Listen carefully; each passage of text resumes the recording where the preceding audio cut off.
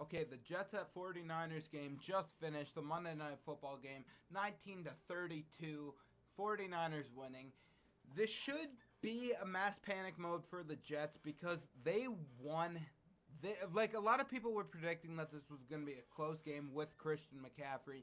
I was already worried because I knew that our running defense was not up to par with their passing defense.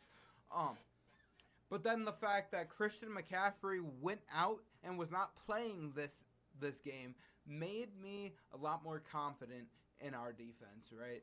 Made me a lot more confident in what we were going to be able to do, and then we still lost 19-32. This should be a mass panic mode.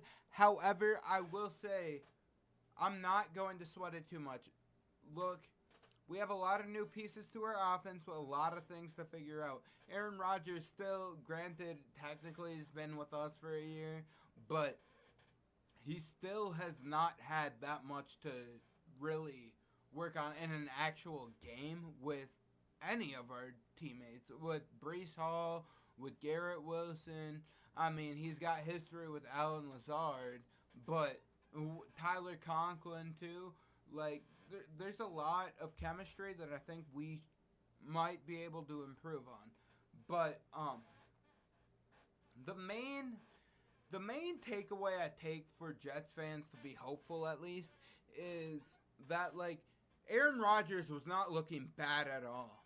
Aaron Rodgers was not at all the problem. Where normally when we are in a game, us Jets fans, we're like, fuck, if we just had a better QB.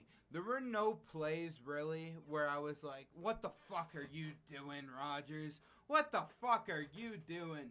There was not a single moment where I really felt like that. There was a drop by Allen Lazard on the first drive, I believe, which made us punt it. There were a couple of, I think there were just a lot of small mistakes where we just were not able to convert first down. And it just all really added up. It added up really horribly for us because the other team, even without Christian McCaffrey, Mason was able to just run it through the Jets defense just the entire night.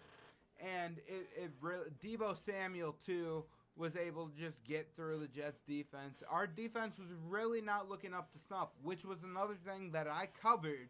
Another thing that I talked about that I think a lot of Jets fans were not talking about, right, is that we lost a lot of core players to our defense.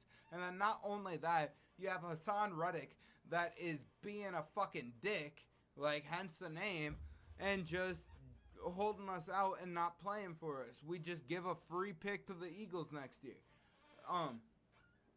There's a lot of shit with our defense that I think was kind of hinting at a red flag for this year, and I think that might have gotten exposed in this game. Now, maybe the 49ers running game is just elite all around, and it's not even just Christian McCaffrey. Maybe Mason also has it too, right?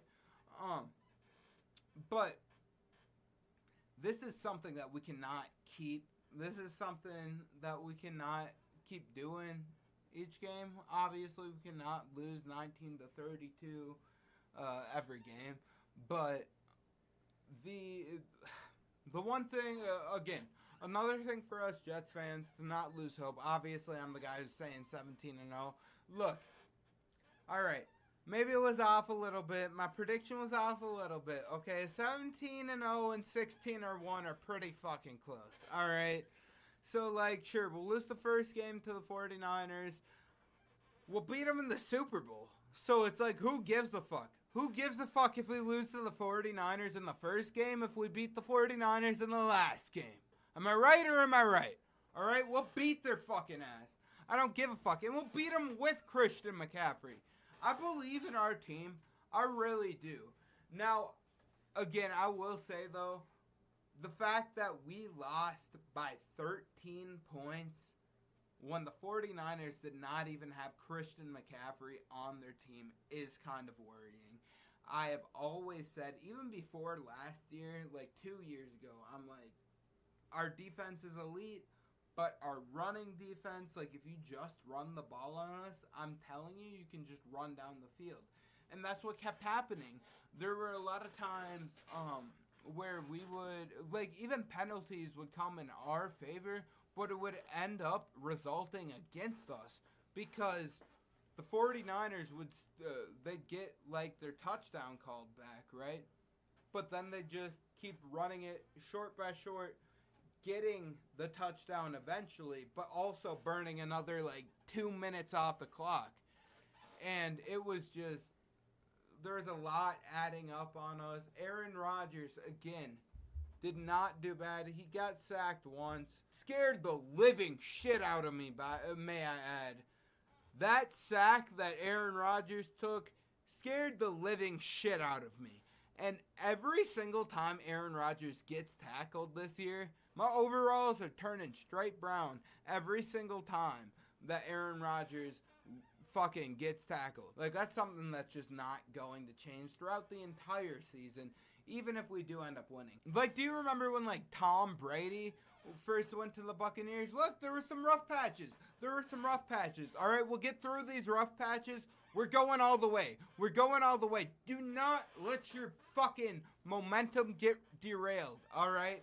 That also brings me to another point, though.